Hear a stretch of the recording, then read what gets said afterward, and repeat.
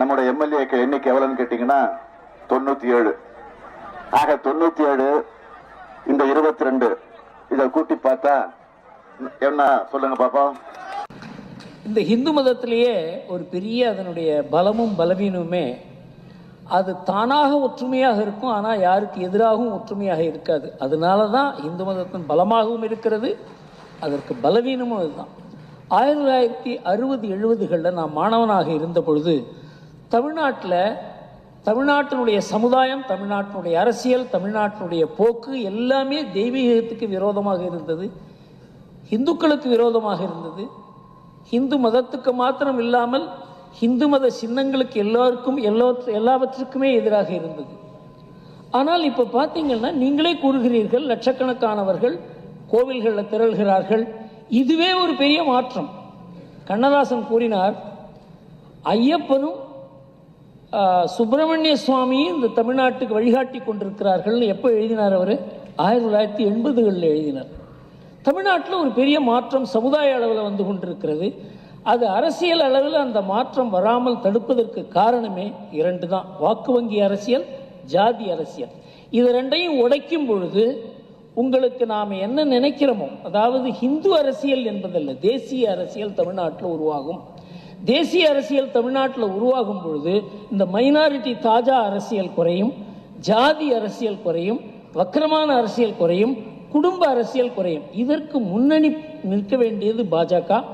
அந்த பாஜக எந்த அளவுக்கு வளர்கிறதோ, ஆர்எஸ்எஸ் எந்த அளவுக்கு வளர்கிறதோ அந்த அளவுக்கு தான் இந்த மாற்றம் வர முடியும். நாடு முழுவதும் இதை பின்னால் நான் பேசுவதாக இருக்கிறேன். ஏனென்றால் நான் கூறவில்லை, இதை சரத்பவாரும் நம்ம தொல் திருமாவளவனும் கூறியிருக்கிறார்கள். ஆர்எஸ்எஸ் எப்படி ஒரு பிரம்மாண்டமான மாற்றத்தை கொண்டு வந்தது, எப்படி கொண்டு வர முடிந்தது, அதை பார்த்தோம் என்றால் தமிழ்நாட்டில் எந்த சக்தி வளர்ந்தால் இந்த மாற்றம் ஏற்படும் என்பது நமக்கு தெரியும். சார், நம் நாட்டினுடைய பொருளாதார வளர்ச்சிக்கு இந்த ஒருவர் காரணம் என்று நம்மால் கூற முடியாது. ஆனால் 1990களில் உலகமயமாக்குதல் ஒரு புயலாகவும் சுனாமியாகவும் வந்த பொழுது அதை எதிர்கொள்வதற்கு ஒரு உலக அளவில் பொருளாதார நிபுணர் என்பவர் ஒருவர் தேவையாக இருந்தது. இன்னொன்று, மன்மோகன் சிங் அப்பழுக்கு இல்லாத ஒரு நிதி அமைச்சர், அதில் சந்தேகமே கிடையாது. அவருக்கு வெளிநாட்டினுடைய பொருளாதார போக்குகள், கொள்கைகள், நடவடிக்கைகள் எல்லாம் அறிந்தவர். நம்ம நாட்டினுடைய பொருளாதாரத்தினுடைய போக்கும் அவருக்கு தெரியும். அதனால் நரசிம்மராவ் அவர் நிதியமைச்சராக தேர்ந்தெடுத்தது தான் ஒரு பெரிய மாற்றத்தை ஏற்படுத்தியது. நமக்கு அவருக்கும் கருத்து வித்தியாசம் உண்டு. மன்மோகன் சிங்கை எதிர்த்து நான் நிறைய போராட்டங்கள் செய்திருக்கிறேன், அறிக்கைகள் விட்டிருக்கிறேன். ஆனாலும் மன்மோகன் சிங் இந்த நாட்டுக்கு எதிராக ஒன்று செய்தார் என்று சொல்ல முடியாது. இந்த நாட்டுக்கு உகந்த கொள்கைகளை 3-4 ஆண்டுகள் கடைபிடித்து இந்த நாட்டினுடைய பொருளாதாரத்தை வலுப்படுத்திய நிதி அமைச்சர் அவர். ஆனால் பிரதம மந்திரியாக அவர் அந்த காரியத்தை செய்ய முடியாததற்கு காரணம், அவருக்கு மேலே சோனியா காந்தி தான் ஒரு சூப்பர் பிரைம் மினிஸ்டராக அமர்ந்தது தான். அதனால் அந்த காலகட்டத்தில் அவரால் எந்த அளவுக்கு நிதியமைச்சராக இருந்து இந்த நாட்டினுடைய பொருளாதார வளர்ச்சியை செய்ய முடிந்ததோ அந்த அளவுக்கு அவரால் செய்ய முடியல. செல்ஃபோன் வந்தது, மற்ற டெக்னாலஜி மாற்றங்கள் எல்லாம் ஒரு நிதியமைச்சராலேயோ ஒரு பிரதம மந்திரியாலேயோ கொண்டு வர முடியாது. உலகம் முழுவதும் ஏற்பட்ட ஒரு மாறுதலை எந்த நாடும் தடுக்கவும் முடியாது. அதனால் இது சிதம்பரம் போன்ற ஒரு விஷயம் அறிந்தவர்கள் மன்மோகன் சிங்கால் தான் செல்ஃபோன் வந்தது என்று கூறுவது எந்த அளவுக்கு ஒரு சாதாரணமான ஒரு விமர்சனம் என்பது தான் எனக்கு தோன்றுகிறது. ராகுல் காந்தியின் அரசியல் எதிர்காலம் எப்படி இருக்கும்? இது காங்கிரஸ்காரங்களுக்கே தெரியாத ஒரு கேள்வி. அதற்கு நாம பதில் கூற முடியும் என்று தோன்றவில்லை. ஏனென்றால் காங்கிரஸ் என்பது ஒரு அவசியமான கட்சி, எதிர்கட்சி, தேசிய அளவில் இருக்க ஒரு எதிர்கட்சி. அது பாஜகவுக்கு தேவை. பாஜகவின் நலனில் மாத்திரமல்லாமல் பாரத ஜனநாயகத்துக்கும் ஒரு எதிர்கட்சி என்பது அவசியம் என்பதை நாம் உறுதியாக துக்குளக்கில் கூறி வந்திருக்கிறோம். காங்கிரஸ் இல்லாத பாரதம் என்கிற பாஜகவினுடைய கொள்கையை நாம் ஏற்றுக்கல. ஏனென்றால் எந்த ஜனநாயகத்துக்கும் 2 கட்சி தேவை, அதுவும் தேசிய அளவில் கட்சிகள் தேவை. தேசிய அளவில் எதிர்கட்சி இல்லை என்றால் திமுக அங்கே ஒரு இடத்துலையும் ஒரு மாநில கட்சிகள் தோன்றும் பொழுது இந்த தேசத்தினுடைய ஜனநாயகமே வக்கரமாகிறது. அதனால் காங்கிரஸ் தேவை. காங்கிரஸுக்கு ராகுல் தேவையா இல்லையா என்பதை காங்கிரஸ் முடிவு பண்ண முடியல. அவருடைய எதிர்காலம் எப்படி இருக்கும் என்பதை பற்றி நாம் கவலைப்படுவதற்கு காரணமே காங்கிரஸின் எதிர்காலம் அவருடைய எதிர்காலத்தோடு சேர்ந்து இருப்பதனால நமக்கே கவலையாக இருக்கிறது. ஆனால் அவர் அந்த தலைமை பொறுப்புக்கு தகுதி இல்லை என்பதை நாம் முதல்லயே கூறி வந்திருக்கிறோம். இப்பொழுது தோழமை கட்சிகளும் அதை உணர்ந்து அந்த பொறுப்புக்கு அவர் லாயக்கில்லை என்பதை அந்த கட்சியிலேயே அந்த கூட்டணியிலேயே கூற ஆரம்பித்திருக்கிறார்கள். வரும் ஓரிரு ஆண்டுகளில் அவருடைய எதிர்காலம் என்ன என்பதை நமக்கு தெரிந்துவிடும். திருச்செந்துறை கிராமம் முழுவதும் the whole revenue village Waqf board ப்ராப்பர்ட்டின்னு எழுதினா எப்படி முடியும்? அதே மாதிரியா சொல்றேன், நான் நேராக போன விஷயங்கள் இங்கு ராணிப்பேட்டை மாவட்டத்திலே வேப்பூரிலே வன்னிய சமுதாய சகோதரர் 2 பேருக்கு 1933 நீதிமன்றத்தால் அவர்களுக்கான இடம் என்று தீர்ப்பளிக்கப்பட்டு அரசாங்கம் பட்டா சிட்டா அடங்கல் அனைத்தும் கொடுத்திருக்கிறது. அந்த இடம் வக்ஃப் போர்டுன்னு சொல்ல முடியுமா? அதே மாதிரியா பழனிக்கு பக்கத்தில் பாலசமுத்திரத்தில் 96 ஏக்கர் நிலத்தில் 1000 வீடுகள் இருக்கு.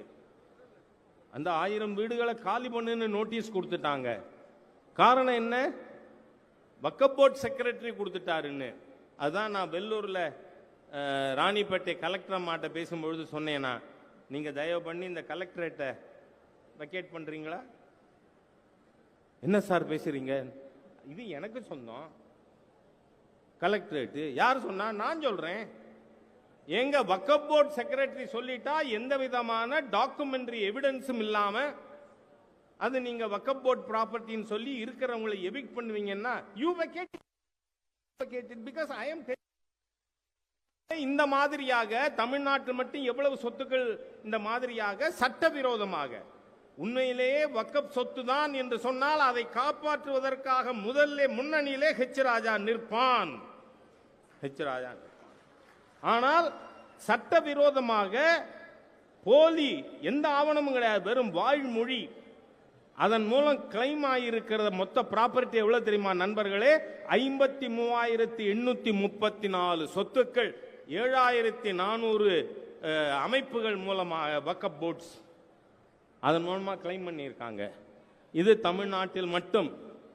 இதைத்தான் மாண்புமிகு சிறுபான்மை நலத்துறை அமைச்சர் திரு கிரண் ரிஜிஜு அவர்கள் பாராளுமன்றத்தில் பேசும் பொழுது தமிழ்நாடு திருச்செந்துறையிலே இந்த மாதிரி நடந்திருக்கிறது என்று குறிப்பிட்டுத்தான் அந்த பில்லே கொண்டு வரப்பட்டது. அதற்கு எதிராக போராட்டங்களாம். நான் கேட்கிறேன், பாதிக்கப்பட்ட மக்கள் மாத்திரம் வீதிக்கு வந்தால் அரசாங்கம் தாங்குமா? ஸ்டாலின் அவர்களே பதில் சொல்லுங்கள். யாரை ஏமாற்றுகிறீர்கள்? இந்த நாட்டில் இருக்கின்ற ஏழை எளிய மக்கள், பட்டியல் சமுதாயத்தினர், பிற்படுத்தப்பட்ட சமுதாயத்தினர், அவர்களுடைய சொத்துக்களை எல்லாம் அபகரிப்பீர்கள். ஒரு நாட்டினுடைய அரசாங்கம் பார்த்து கொண்டு இருக்குமா? கபர்தார் மிஸ்டர் ஸ்டாலின், கபர்தார். நீங்கள் அனாவசியமாக, ஏன்னா இங்க பேசும்போது திரு தியாகராஜன் அவர்கள் சொன்னார்கள், என்ன அராஜகம், பாரதிய ஜனதா கட்சி கொடி கட்டினா அதை see the police has become just the boy scout of DMK. It has become the boy scout of DMK.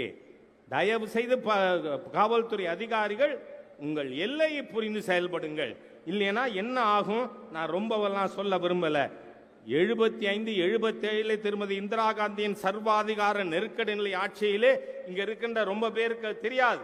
அந்த காலகட்டத்தில் தலைமறைவு இயக்கத்திலே பணியாற்றியவன் என்ற முறையிலே சொல்லுகிறேன் நான். அந்த காலகட்டத்திலே அத்துமீறிய அதிகாரிகள் நடவடிக்கைக்கு உள்ளானார்கள் 77க்கு பிறகு. அந்த மாதிரியா 2006 ஏப்ரலுக்கு பிறகு இன்னைக்கு பாரதிய ஜனதா கட்சியின் கொடியை அவுக்கிற ஒரு அதிகாரிக்கும் தக்க பதிலடி பாரதிய ஜனதா கட்சி அடங்கிய அரசாங்கம் கொடுக்கும், என்டிஏ கொடுக்கும். உங்க லிமிட்டை உணர்ந்து செயல்படுங்கள். ஏன்னா இன்னைக்கு இந்து சமுதாயத்தை இழிவா பேசுகின்ற ஒரு அமைச்சருக்கு எதிராக நடவடிக்கை எடுக்க சொல்லி முயற்சிகள் நடந்து கொண்டு இருக்கிறது. அவங்க டிஎன்ஏ அப்படிங்க. ஈவேராவிலிருந்து நான் சொல்லுகிறேன், இந்து மதத்தை பரிகாசம் செய்வது தமிழ்நாட்டில் ஃபேஷனா போச்சு. அது பொன்முடிதான் கடைசி நபரா இருக்கணும். இனிமே எந்த பயலும் இந்து மதத்திற்கு எதிராக பேசுவதற்கு துணியக்கூடாது. அந்த அளவிற்கு பெண்கள் வீதியிலே இறங்கி இருக்கிறார்கள். நிச்சயமா சொல்றேனா, இந்துக்களை இன்னைக்குமே சொல்றேன், பாம்புன்னா சீரணும், இல்லைன்னா பாம்பு அடிச்சிடுவான். அதனால நான் சொல்றேன், இந்த திராவிடியன் ஸ்டாக் இழிந்த சக்தி ஈனப்பிறவிகள் ஹிந்து விரோத தீய சக்திகள் வேரோடும் வேரடி மண்ணோடும் தமிழகத்திலே அரசியல் கட்டிலிருந்து தூக்கி எறியப்பட்டாக வேண்டும். அதற்கு தலைமை தாங்க இப்பொழுது பொறுப்புக்கு வந்திருக்கிறார் நம்முடைய அருமை சகோதரர் திரு நயினார் நாகேந்திரன் அவர்கள். நான் 2001 சட்டமன்ற உறுப்பினராக சட்டமன்றத்தில் நுழைந்தபோது பெரிய பெரிய அமைச்சகங்கள், இண்டஸ்ட்ரீஸ், இபி இந்த பொறுப்புலெல்லாம் இருந்து அனுபவம் மிக்கவர். தமிழகத்தில் பாரதிய ஜனதா கட்சி உள்ளிட்ட தேசிய ஜனநாயக கூட்டணியில் போட்டியிடுகின்ற ஒரு நபரையும் நாம் மாண்புமிகு பிரதமரே போட்டியிடுகிறார் என்று எண்ணி அவர்களுக்கு ஆதரவாக உழைக்க வேண்டும். அன்னைக்கு இல்லை, ஒரு பள்ளி மாணவனாக நான் qualified chartered accountant and lawyer. அதனால சொல்றேன், அன்னன்னி பாடத்தை அன்னன்னைக்கு படிக்கிற மாணவனுக்கு பரீட்சையில் பிரச்சனை இல்லை.